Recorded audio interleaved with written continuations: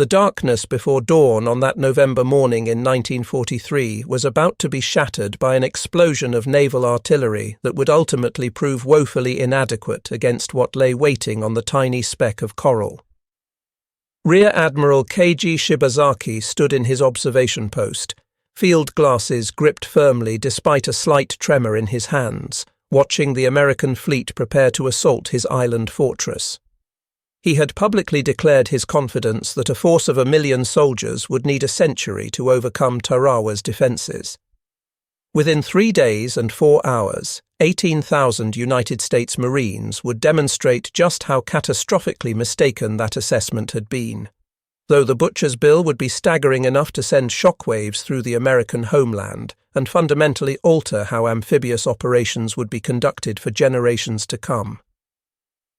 From his command bunker, constructed from reinforced concrete and buried beneath 10 feet of compacted coral sand interlaced with coconut palm logs, Shibazaki surveyed what represented the most sophisticated defensive engineering the Japanese military had ever accomplished. 4,500 men of the Special Naval Landing Forces, the Imperial Navy's elite shock troops, manned positions that had required 15 months of intensive labour to complete. Every sight line had been meticulously calculated. Every firing position interlocked with others to eliminate blind spots. Every square metre of beach approach had been ranged for artillery strikes. The American Marines steaming toward his stronghold had absolutely no conception that they were heading into the most densely concentrated killing zone ever constructed on a patch of ground smaller than New York's Central Park, measuring a mere 291 acres.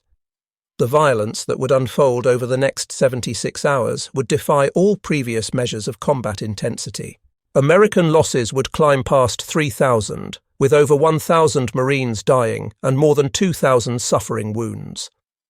From the Japanese garrison of 4,500 defenders, only 17 would emerge as prisoners of war, alongside 129 Korean forced labourers. Neither Shibazaki nor the approaching assault force understood that they were about to participate in warfare so concentrated and brutal that it would exceed casualty densities of any battle in modern military history.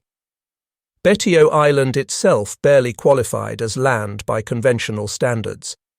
The entire atoll measured less than half a square mile in total area, stretching 3,800 yards at its longest point and 600 yards across at the widest section, with the highest elevation reaching just 10 feet above the Pacific's surface. Into this minuscule space, Japanese engineers had compressed defensive firepower that would have impressed even the French military architects who designed the Maginot Line. Beginning in September of 1942, Korean conscript labourers working under Japanese engineering supervision had systematically transformed this coral formation into something unprecedented in the annals of warfare. An entire island converted into a single, unified fortification. The construction statistics bordered on incomprehensible. More than 100 major reinforced positions, including pillboxes and bunkers, dotted the landscape. 14 coastal defence artillery pieces stood ready, including 4 massive 8-inch Vickers naval rifles that the Japanese had purchased from Britain back in 1910. 40 field artillery weapons of various calibers occupied positions throughout the island. Over 200 machine gun emplacements had been constructed, each positioned to provide covering fire for adjacent positions, creating an interlocking web that left no approach route uncovered. The construction methodology itself constituted a masterwork of military architecture. Each principal bunker featured reinforced concrete walls measuring up to 5 feet in thickness, mixed from a specialized formula incorporating crushed coral that actually enhanced strength beyond conventional concrete. Layered above these concrete foundations came alternating barriers of coconut logs and palm wood so dense the timber wouldn't float in seawater, forming additional protective barriers. These massive logs, some measuring 18 inches in diameter, possessed remarkable capacity to absorb explosive force without shattering. Railroad rails transported from Japan at considerable expense created internal frameworks capable of withstanding direct impacts from naval gunfire. The entire defensive complex received final covering of sand and crushed coral in depths ranging from 10 to 12 feet, material that absorbed concussive force more effectively than modern synthetic alternatives. Japanese defenders had also emplaced unique hexagonal steel pillboxes, some dating from their war against Russia at the turn of the century, providing additional fortified firing positions throughout the defensive network. These steel structures complemented the concrete emplacements, creating a defensive system of extraordinary resilience and redundancy. On the morning of November 19, 1943, Major Michael Ryan found himself standing on the deck of the battleship Maryland, positioned 125 miles southwest of Tarawa, observing the largest amphibious armada America had yet assembled in the Pacific theater. 17 aircraft carriers rode at anchor. 12 battleships formed the heavy bombardment group. 8 heavy cruisers and 4 light cruisers added their guns to the fleet. 66 destroyers screened the formation. 36 transport vessels carried the 2nd Marine Division, veterans of Guadalcanal who believed their experiences there had exposed them to the worst combat the Japanese could deliver. This assumption would prove devastatingly incorrect. The intelligence briefings had radiated confidence. Rear Admiral Richmond Kelly Turner had assured the Marines that preliminary naval bombardment would be so thorough and devastating that the subsequent landing would encounter minimal resistance, practically allowing them to walk ashore unopposed. The bombardment plan called for delivering thousands of shells across 3 hours of concentrated fire, representing more explosive tonnage concentrated on a single target than any previous Pacific operation had delivered. However, certain Marines harboured serious reservations about these optimistic projections. Colonel David Shoup, designated to lead the assault waves, had studied every available aerial photograph until exhaustion blurred his vision. The island's defensive works weren't merely strong or well constructed. They exhibited geometric perfection, designed by military minds that understood defensive warfare with mathematical precision. Even more troubling than the fortifications were the tidal conditions. The assault plan absolutely required 5 feet of water depth to carry landing craft over the coral reef encircling Betio. Navy planners promised adequate tide levels. Major Frank Holland, a New Zealand officer who had resided in the Gilbert Islands for 15 years, had issued stark warnings about the dodging tide, a neap tide phenomenon that could leave the reef exposed at the most inopportune moments. His concerns about unpredictable tidal behaviour had been acknowledged but largely dismissed by Navy tide prediction experts, who insisted their calculations were accurate and reliable. At 5:05 on the morning of November 20th, the bombardment commenced with Maryland's 16-inch guns firing the opening salvos. Within minutes, the pre-dawn darkness transformed into artificial daylight as hundreds of naval guns opened fire simultaneously. From transport ships positioned 10 miles offshore, Marines watched in awe as Betio vanished beneath a cloud of smoke and fire that climbed thousands of feet into the tropical sky. For 3 solid hours, the destruction played out with overwhelming force. Battleships Colorado and Maryland fired hundreds of 16-inch shells. Tennessee contributed 14-inch projectiles in rapid succession. Light cruisers pumped thousands of 6-inch shells into the target area. Destroyers fired until their gun barrels glowed cherry red from sustained firing. In total, more than 3,000 shells struck the tiny island during this bombardment phase. At 5:42, carrier aircraft added their contribution. Dive bombers and torpedo bombers dropped bombs following patterns designed to systematically eliminate every marked defensive position. The smoke column rose to such heights it remained visible from ships positioned 30 miles distant. Yet something was profoundly wrong. Through gaps in the smoke, naval spotters began reporting disturbing observations. The 8-inch coastal defense guns were returning fire. Anti-aircraft positions remained operational and engaging aircraft. As smoke cleared slightly, bunkers and pillboxes remained structurally intact, like ancient monuments impervious to modern firepower. Post-battle analysis would later expose the terrible truth. Of more than 100 major defensive positions on Betio, the 3-hour bombardment had completely destroyed exactly 4 installations. The thousands of shells, distributed across 291 acres, had actually delivered minimal concentrated effect against individual hardened positions, each no larger than a modest house. The coral sand absorbed much explosive force, while coconut log reinforcements proved remarkably resilient against anything except direct hits on specific vulnerable points. Major Holland's warnings about the dodging tide proved tragically prophetic.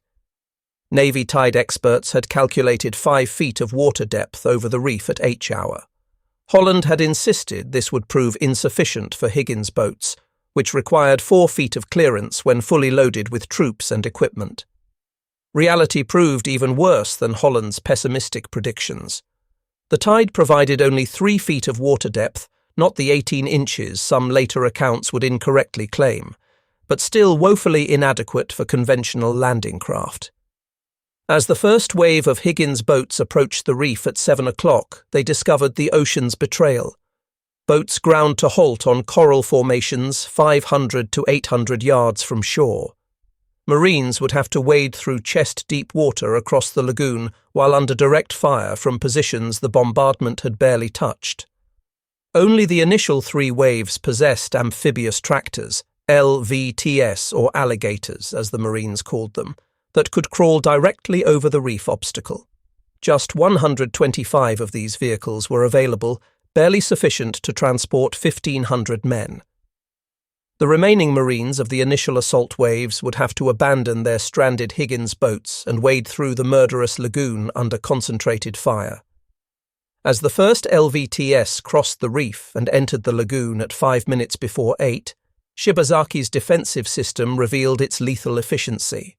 Every vehicle had to traverse pre-registered kill zones where artillery, mortars and machine guns could concentrate fire with devastating accuracy. Japanese defenders had spent months calculating exact ranges and angles for maximum lethality at every point along the approach. LVTS that survived to reach the beach encountered another carefully designed trap. The seawall, a coconut log barrier standing 3 to 5 feet high, provided the only cover available on the beach. However, Japanese bunkers had been positioned to fire parallel along the wall's length, rather than perpendicular to it. Marines huddling against these logs for protection actually exposed themselves to enfilading fire from multiple positions. This seemingly counterintuitive placement demonstrated the sophisticated nature of Japanese defensive planning. Casualty figures from the first hour stunned even experienced military observers. Of 125 LVTS in the initial waves, 90 were destroyed or disabled within 60 minutes. The carefully designed interlocking fields of fire were functioning exactly as Japanese planners had intended, with each defensive position supporting others in a lethal web of crossfire. The 4th, 5th and 6th waves discovered the true horror of amphibious assault against prepared defences. With their Higgins boats grounded on the reef, 3,500 Marines began the 700-yard wade toward shore. Water depth varied throughout the lagoon from waist-deep to neck-deep, depending on coral formations below. Men carrying 60 pounds of equipment struggled to move faster than a slow walk. Japanese defenders had anticipated precisely this scenario. Mortars had been registered on the reef edge where boats would ground. Machine guns were positioned to sweep the lagoon with interlocking arcs of fire. The clear tropical water offered zero concealment. At average wading speed, each Marine would remain under aimed fire for approximately 35 minutes, an eternity under combat conditions. Casualties mounted with terrible efficiency. Entire squads were eliminated before reaching the beach. Men struck once would go under, struggle back to the surface, only to be hit again. Equipment weight meant wounded Marines who lost consciousness would drown in 3 feet of water. Blood in the water attracted sharks, adding another dimension of horror to an already nightmarish scenario. Those who survived the wade found themselves facing a new crisis. The seawall, providing the only available cover, could shelter perhaps 500 men along its accessible length. By 9:30, over 1,500 Marines were attempting to occupy that limited space, with more arriving every minute. Those who couldn't fit had to lie exposed on the open beach. Japanese positions now revealed their brilliant positioning. A single bunker could deliver fire along hundreds of yards of seawall. Machine guns positioned at different heights could fire over Marines in front to hit those sheltering behind. Mortars had been pre-registered on seawall positions, meaning Japanese gunners could drop rounds with deadly precision without even observing their targets directly. The geometric precision of the defence created a killing field where survival became purely a matter of chance rather than tactical skill. Marines pressed against the seawall had perhaps 18 inches of protection. Any movement meant exposure to dozens of Japanese weapons simultaneously. Colonel David Shoup waded ashore after his landing craft was destroyed 500 yards from the beach. Struck in the leg by shrapnel fragments during the wade but still mobile, he established his command post against the seawall and began assessing the catastrophic situation developing around him. Of the 3,500 Marines who had attempted landing in the first 2 hours, approximately 1,500 were casualties. The survivors held a beachhead roughly 700 yards long and at its deepest penetration perhaps 20 yards inland. However, Shoup identified a critical vulnerability in the Japanese defensive system. While positions were mutually supporting, destruction of even a single bunker would create a gap in the interlocking fields of fire. These gaps could be exploited to attack other positions from angles the Japanese hadn't fortified as heavily. The perfect defensive geometry contained seeds of its own destruction. It required every position to remain functional.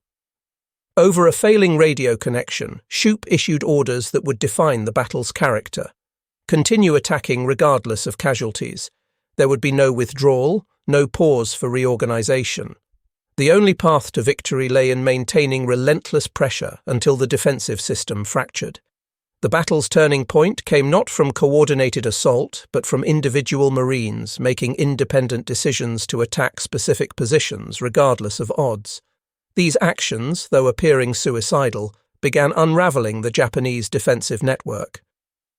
First Lieutenant William Hawkins led his scout sniper platoon in a series of attacks on Japanese positions.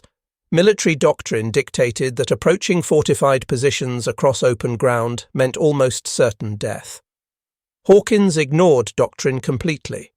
With a handful of volunteers, he systematically attacked multiple machine gun positions using grenades, demolition charges, and rifle fire. Though mortally wounded, he continued directing attacks until killed. First Lieutenant Alexander Bonnyman Jr., a combat engineer who had left a successful business career to enlist, led the assault on the largest Japanese position, a massive bomb-proof shelter serving as a command post. On November 22nd, Bonnyman led Marines up the sand slope covering the bunker while under intense fire from multiple positions. Reaching the top, he stood fully exposed, firing down into the bunker's entrances, while his men brought up demolition charges. He maintained this position until killed by machine gun fire, but his sacrifice allowed Marines to destroy this critical position. Inside remaining Japanese bunkers, a terrible realization was spreading among defenders. The Americans weren't responding to casualties according to predictions. Units that had suffered 50% casualties, the threshold at which most military forces lose combat effectiveness, continued advancing. Marines were absorbing losses that should have caused complete collapse, yet they kept attacking with undiminished determination.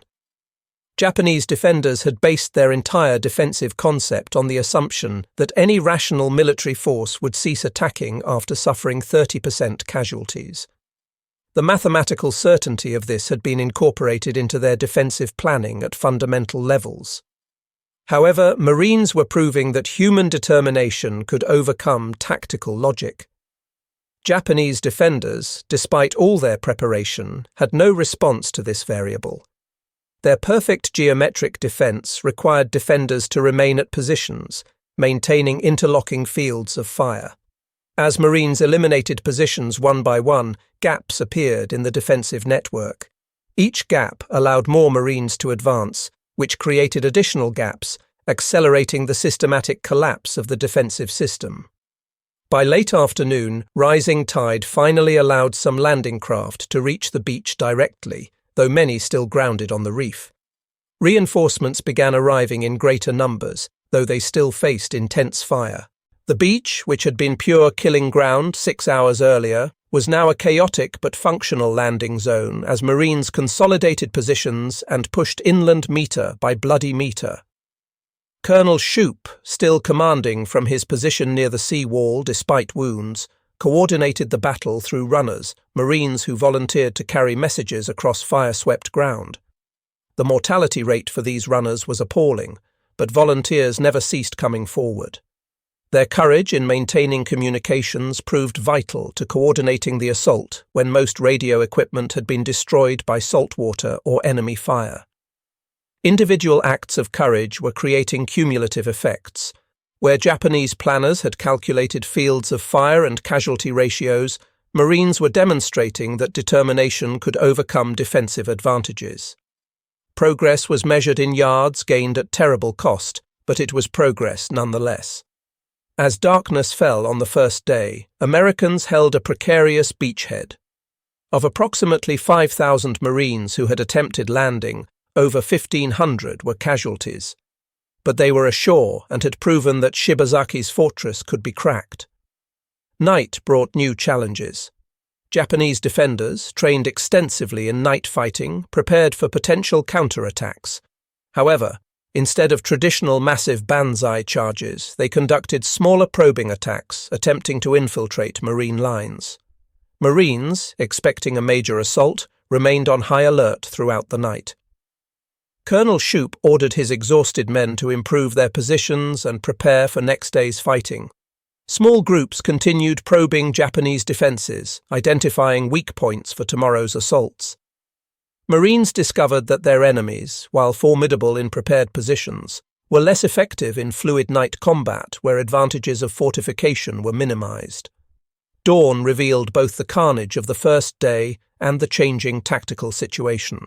Marine reinforcements had landed during darkness, bringing total strength on the island to approximately 7,000 men. Japanese defenders, unable to reinforce or resupply, had lost an estimated 1,000 troops. Major Michael Ryan led a crucial assault on Green Beach, on Betio's western shore. This beach was less heavily defended than northern beaches where the main assault had occurred.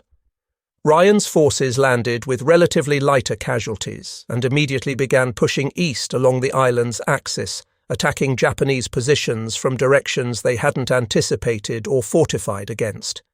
Systematic reduction of Japanese strongpoints accelerated.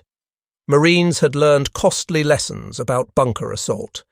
Each position required specific solutions, either direct fire from Sherman tanks that had finally made it ashore, or combat engineers with demolition charges and flamethrowers. The process was methodical and brutal. Suppress with covering fire, advance with demolitions, destroy, move to next position.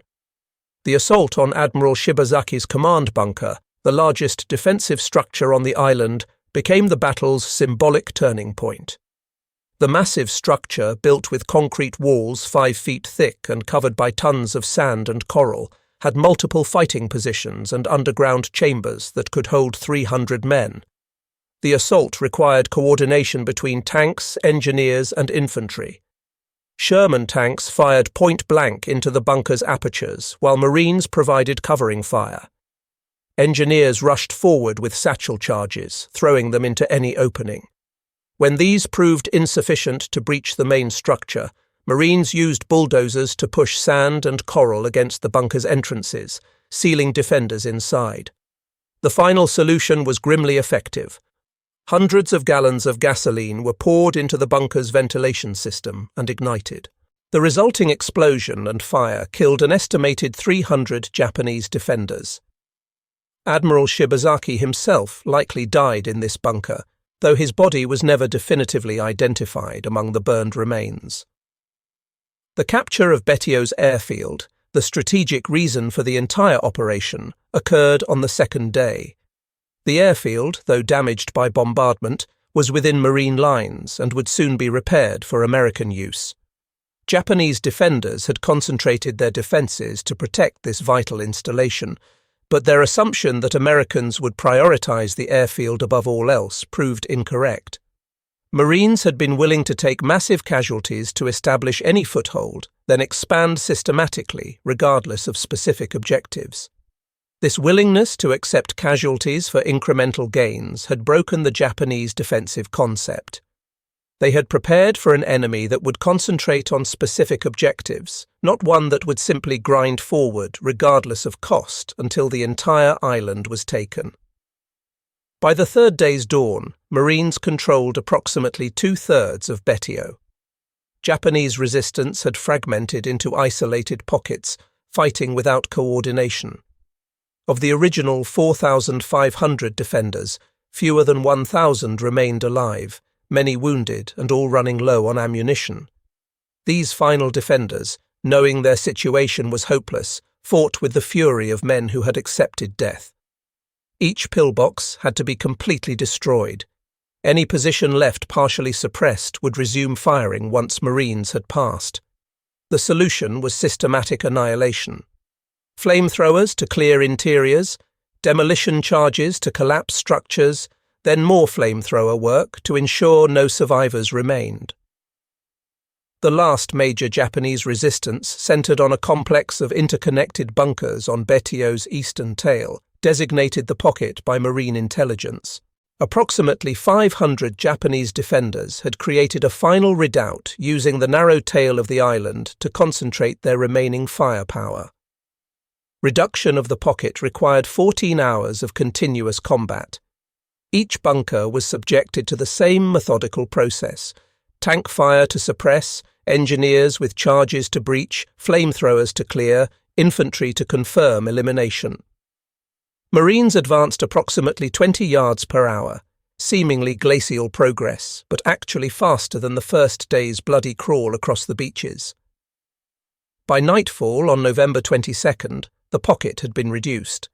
The few surviving Japanese conducted a final banzai charge after midnight, a futile gesture that ended in their complete annihilation under Marine machine gun fire. At 1:30 in the afternoon on November 23rd, after 76 hours of continuous combat, Betio was declared secure. The final toll was staggering.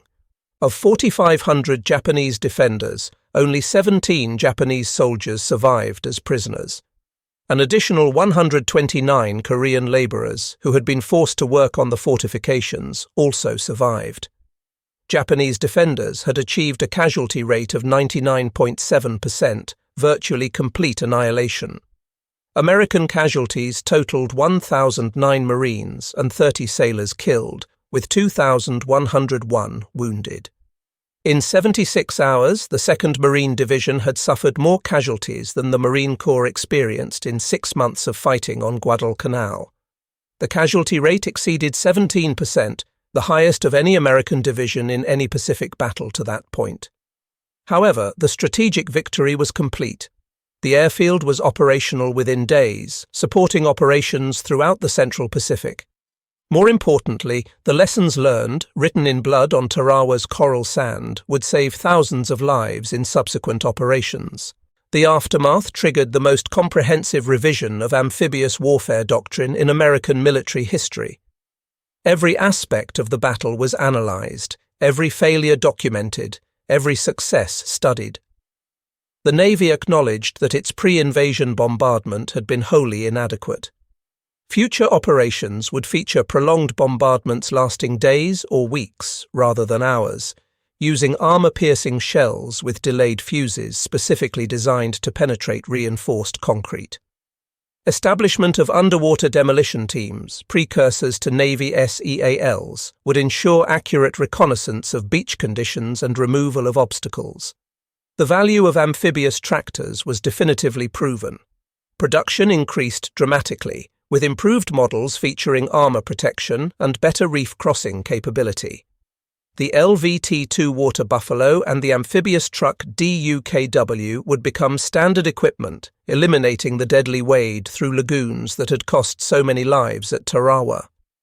Communication equipment was redesigned for waterproofing, with redundant systems to ensure coordination even when primary radios failed. New bunker-busting shells were developed specifically to defeat Japanese-style fortifications. Within 6 months of Tarawa, napalm would be introduced to the Pacific theatre, providing a weapon specifically designed to clear fortified positions. Each innovation traced directly back to specific failures at Tarawa, purchased with marine blood. In Tokyo, the loss of Tarawa sent shockwaves through Imperial General Headquarters. Americans had accomplished something Japanese military doctrine deemed impossible. They had accepted catastrophic casualties to take a strategically limited objective. The willingness to sustain such losses for a tiny island demonstrated American determination that Japanese planners had fatally underestimated. Japanese defenders had calculated that island fortresses would exhaust American resolve through attrition. Tarawa proved the opposite. Americans would accept any casualties necessary to maintain strategic momentum. The entire Japanese defensive strategy required reconsideration. If Americans would pay such a price for Tarawa, no position in the Pacific could stop them. Japanese defenders on other islands studied every report from Tarawa, but the lessons were dispiriting. Americans had learned from their mistakes and would not repeat them. Future island assaults would feature overwhelming firepower, better equipment, and refined tactics, all lessons learned from the disaster and triumph of Tarawa. Decades after the battle, Tarawa veterans struggled to convey the intensity of those 76 hours. The concentration of violence in such a small space and compressed time frame defied normal combat experience. Marines who had fought across the Pacific universally rated Tarawa as their worst experience, worse than Iwo Jima, worse than Okinawa, worse than Peleliu. Battle survivors formed a unique fraternity, bound by shared experience of the most concentrated killing ground in Marine Corps history.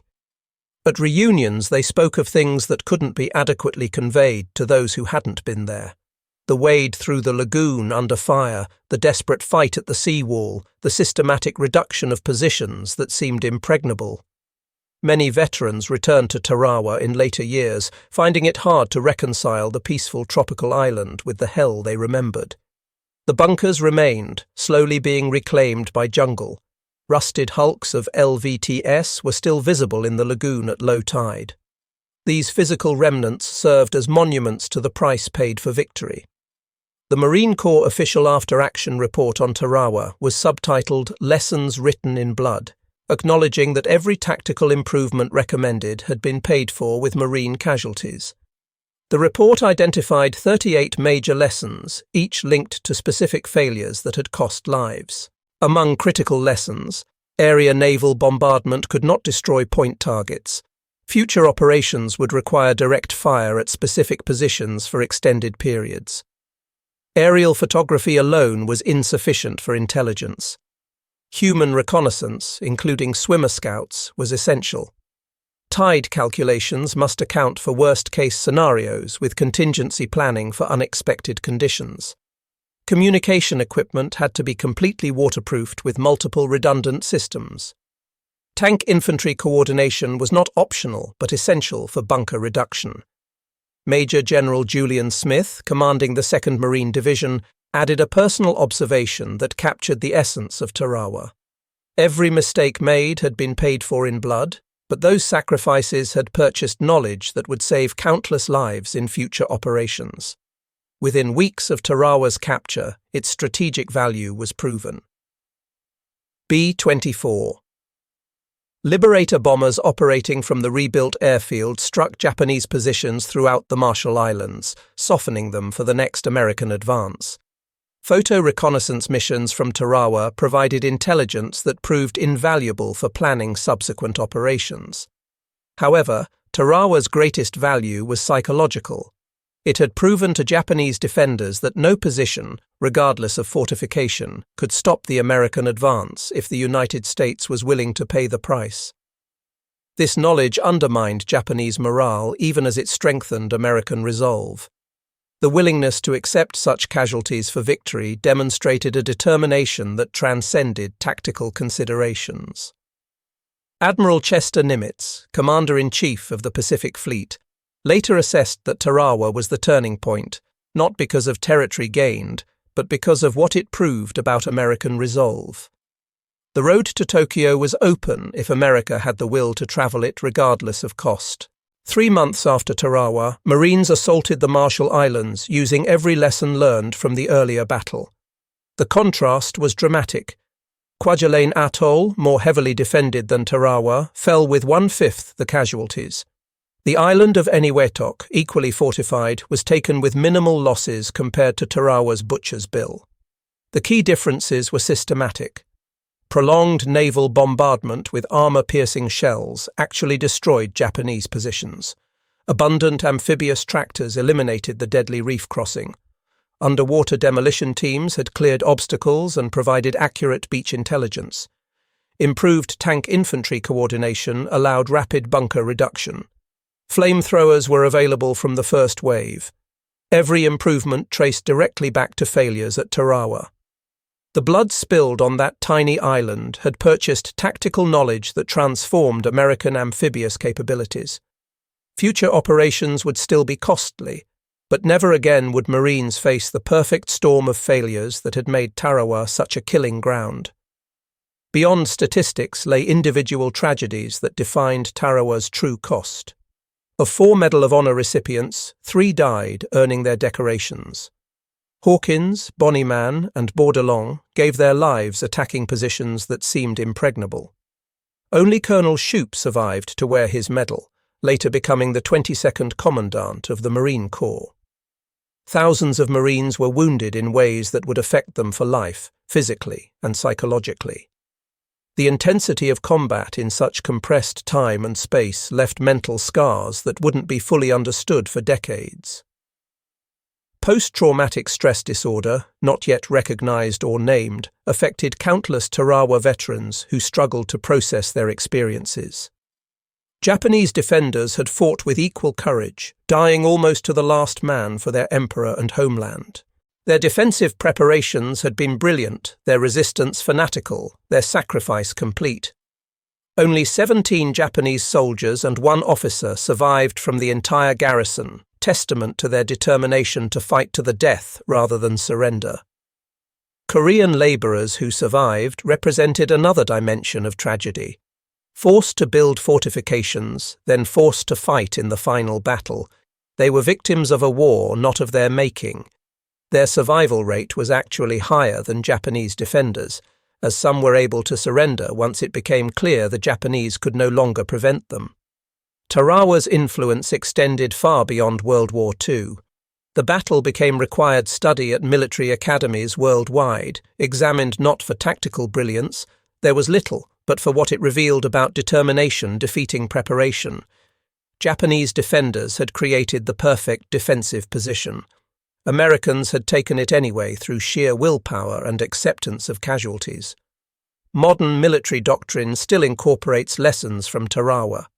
The importance of accurate intelligence, the necessity of specialized equipment for specific combat environments, the critical nature of joint operations between services, and above all, recognition that human will can overcome tactical disadvantages. All these trace back to those 76 hours on Baitio. Establishment of Special Operations Forces, emphasis on reconnaissance, development of precision weapons to reduce fortifications, and doctrine of overwhelming force at the point of attack all have roots in the bloody lessons of Tarawa. The battle proved that no position is impregnable if the attacker is willing to pay the price, a lesson with implications far beyond military strategy. Admiral Shibazaki's boast that it would take 1,000,000 men 100 years to conquer Tarawa became one of history's most spectacularly wrong military predictions. In just 76 hours, 18,000 Marines proved that determination could overcome any fortress, that American democracy could produce warriors as dedicated as any totalitarian system, and that no defensive position, however perfect, could withstand the assault of free men fighting for a just cause. The arithmetic was brutal but simple. 3,000 American casualties to eliminate 4,500 Japanese defenders and capture one small island. By any tactical measure, the casualty ratio was unacceptable. But wars aren't won by tactical measurements alone. They're won by nations willing to pay the price for victory. Tarawa proved Americans would pay that price.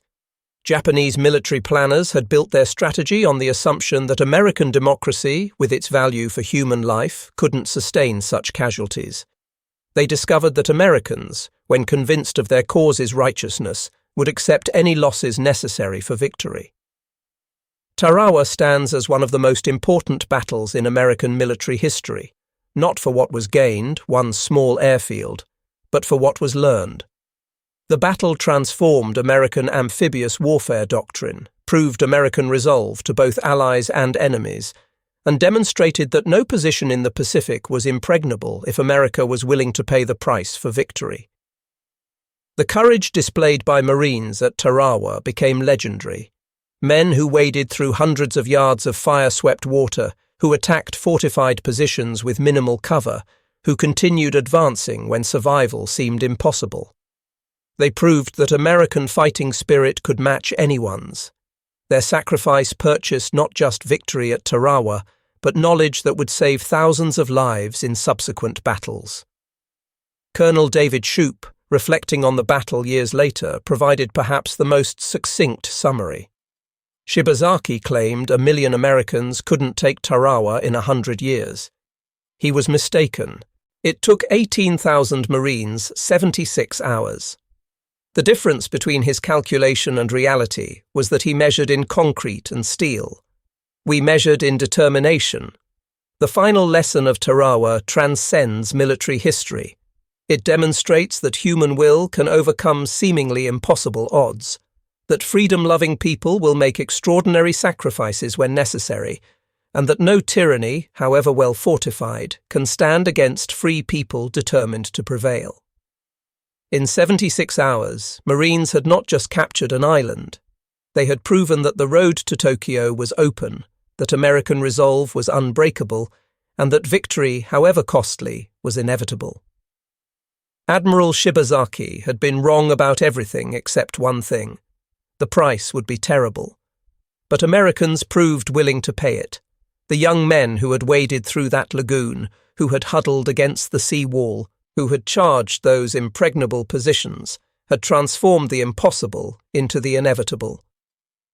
In doing so, they wrote one of the most heroic chapters in American military history, paid for in blood on the coral sands of a tiny Pacific island called Tarawa.